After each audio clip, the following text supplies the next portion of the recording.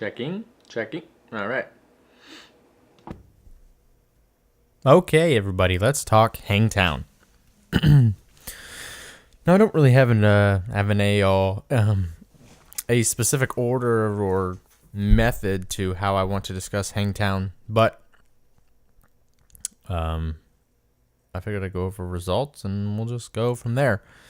First and foremost, if you didn't see the MotoVlog, it might be because it's not up on YouTube yet, but I had open practice at the Farm MX in Indianola, Iowa yesterday, and I did a little MotoVlog type thing. It wasn't probably the greatest. I still have to actually put it together and edit it, but so if you haven't seen it, it's either A, because you haven't checked our YouTube channel, MotoConvo, or B, it's because it's just not up yet, and for some reason I uploaded this episode first.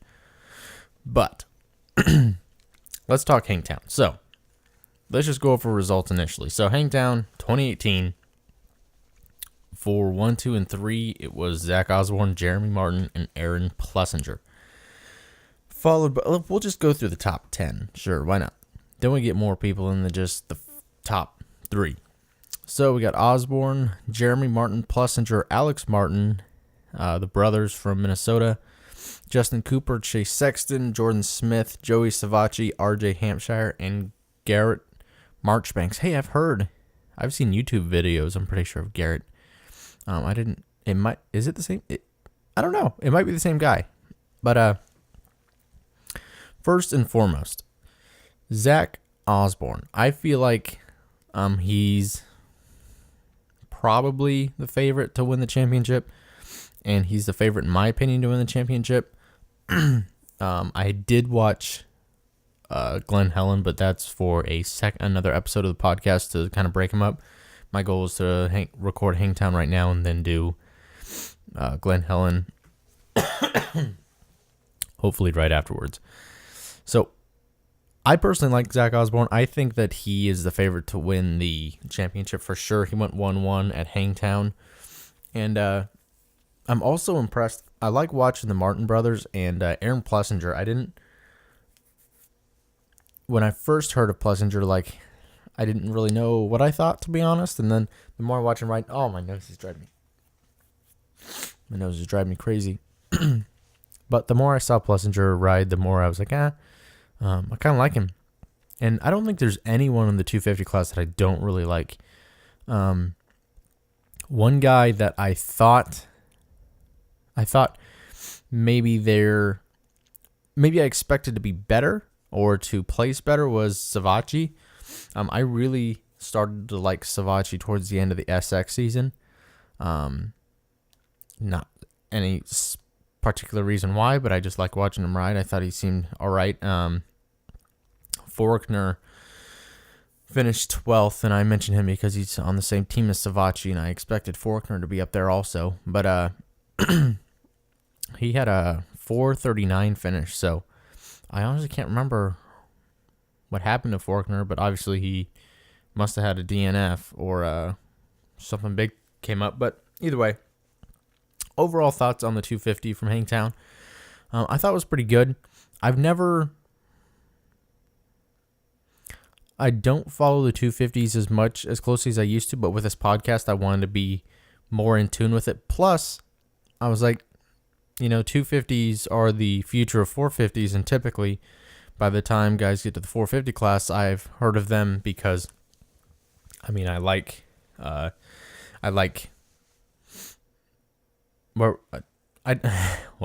just totally lost my train of thought, but once I hear about them, they're coming to the 450 class, and by then I already know enough about them, and then it's kind of in my mind, I really start paying attention to riders. The same thing happened with Dungey, really. Like I said before in the episode 2 of the podcast, I didn't really watch him. I knew about him and I watched him a little bit, but I didn't really follow him until he went to the 450s and he was on Suzuki. But overall, I thought it was a pretty good race. Definitely some good battles. Watching Osborne kind of come through and kind of slice through people was, entertaining to say the least. I would say that like I said before, my favorite to win is Osborne, but probably my favorite rider as of now is probably Osborne. But the top 4, there's a lot of people I like in the 250s now that I'm looking at the list. The top 12, the top 12 from Faulkner up to Osborne. I mean, I like watching all those guys, right? So that's, just really good for me for the 250 season. The one face I really, really, really wish was on here was Adam Cianciarulo. I really thought that he could be the one that takes Osborne down, and I feel like Martin Brothers and Plessinger are definitely contenders also to take down Osborne, but I feel like Cianciarulo was really going to be really, really good for outdoors. He did decent in Supercross, obviously, but I really thought that for outdoors he would be pretty good. But he is out for his ACL surgery. My camera is messed up. I need to fix that. Give me a second.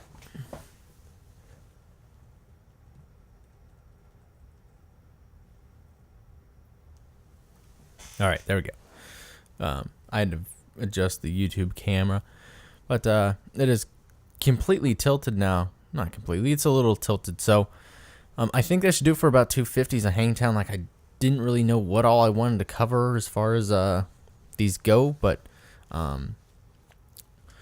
going to the 450s, no surprise for anyone who's probably watching this. They know that, my neck is sunburnt from riding yesterday. Oh man, I am extremely sore. Like, my lower back, I had to do a lot of driving and sitting today, and like I had a meeting for my videography company, and I got home and I could barely get out of my car. My back was so sore. But the 450s, this isn't a surprise to anyone. Tomac went 1-1. I mean, that sounds kind of negative. It's not a surprise to me because Tomac is really good outdoors. And I'm going to start some more controversy here and say that I personally don't really care for Tomac. I think he's an excellent rider, and I loved watching him, especially Moto 2 when he was in, I think, 3rd. And he was running a few laps for like 4 seconds faster than anyone else on the track, even Musquin, who was leading at the time, I'm pretty sure. I really loved watching him. So for that moment, I'm kind of like, man, I kind of am a Tomac fan, but I don't know. I really like Tomac in the lights, and I was really rooting for him when he was on the Geico Honda. And it seemed like something changed when he went to Monster Energy. I don't know exactly what it is, but I don't like Tomac nearly as much as I used to. But we need to go over the Musquin Tomac situation. And I'll just touch on it brief real quick because I thought about making another episode about Supercross in general, just, kind of reviewing. But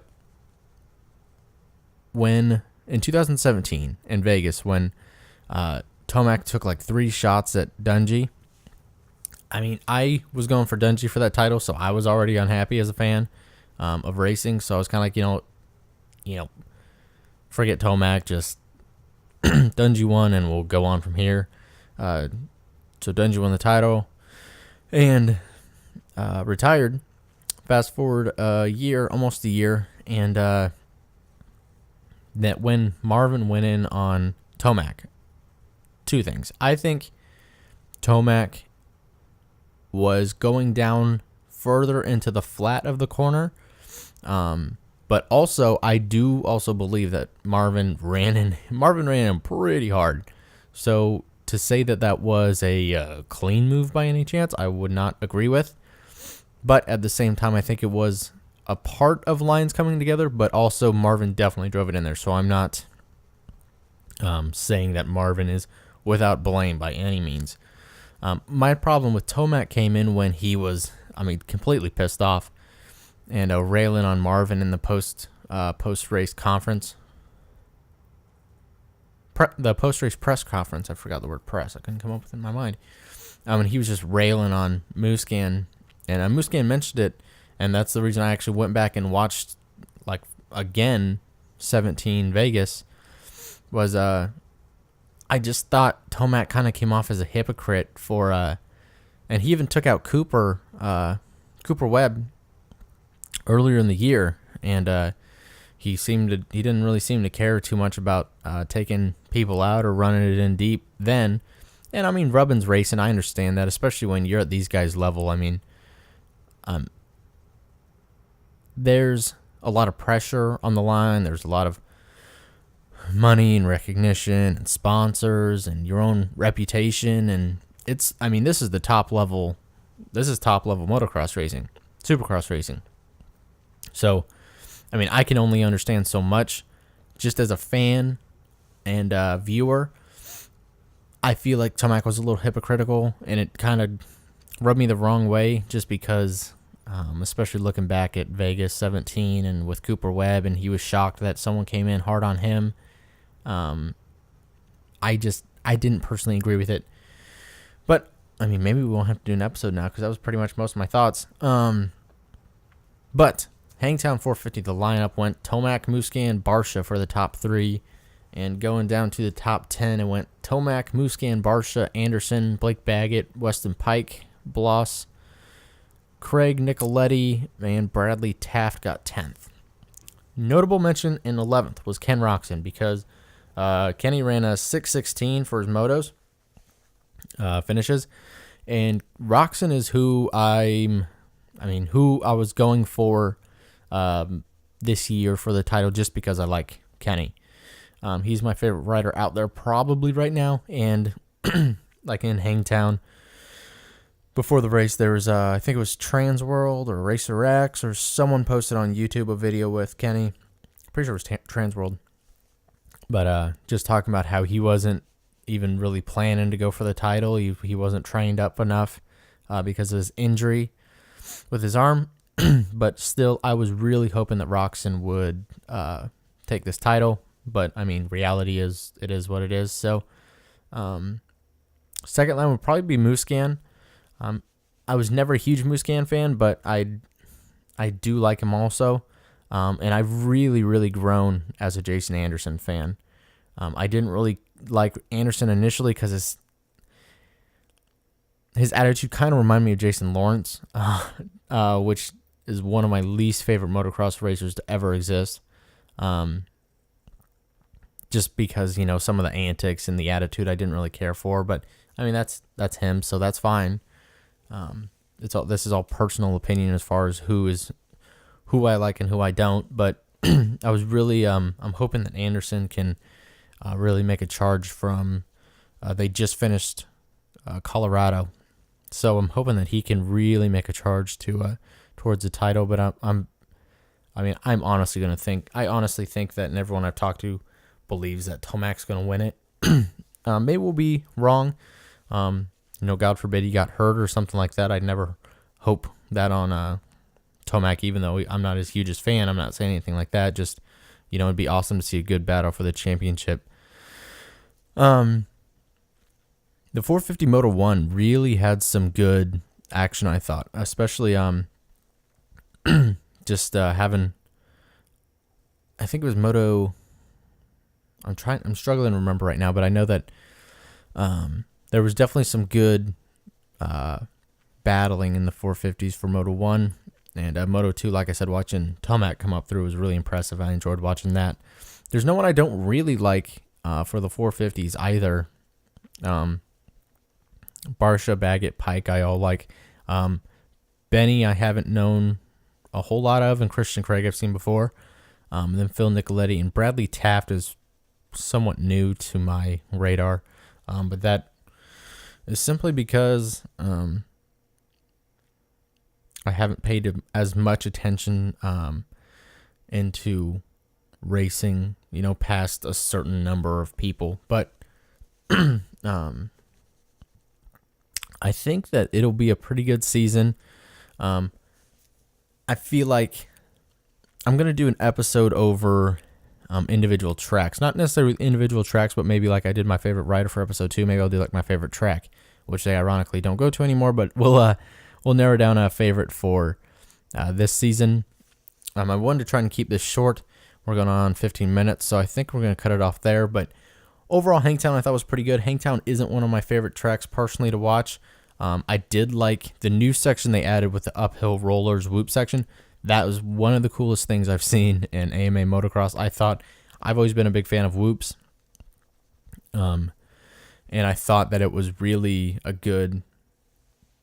It wasn't like a section that changed the race. Like, even if you blitzed up it or jumped up it, watching Tomac, for example, he jumped up it and he would wheel tap a little bit here and there. But I didn't think it was a section that made or broke the race for you. But I thought it was just a really cool section as a fan. I wish it would have been cool to see like a parallel camera shot or perpendicular camera shot to them going up as opposed to just being at the base of the hill and watching them go up. I thought that was awesome. But yeah, I thought overall Hangtown was a good race. Definitely excited to see where it goes from here. I did watch Glen Helen, and I need to catch up on Thunder Valley. So going to record Glen Helen's podcast after this. And that was definitely a good race. I'm not a huge... Sounds like I'm really bagging on the sport, but I haven't been a big fan of Glen Helen. I mean, I know it's a legendary track, and I've always liked watching it. But this year, when they reworked it a little bit, I really liked what they did this year. So I think that should do it for episode 3 of the podcast, talking about Hangtown. Congratulations to all the riders out there. They definitely, it was definitely a good coming out, good introduction for the season, and I'm hoping that it can only go up from here, right? Well, I mean, theoretically, I'm hoping that's the case, but the MotoVlog should be going up. Actually, I might throw these up just because they're behind. But watch for the MotoVlog on YouTube at MotoConvo, the channel on our channel, MotoConvo on YouTube. Wow. And then got more episodes coming here, and I will talk to you guys later. Thanks for checking it out, and favorite us on Anchor if you like motocross, supercross, motorcycle, dirt bike related stuffs. I think I should do it. So I will talk to y'all later. Bye.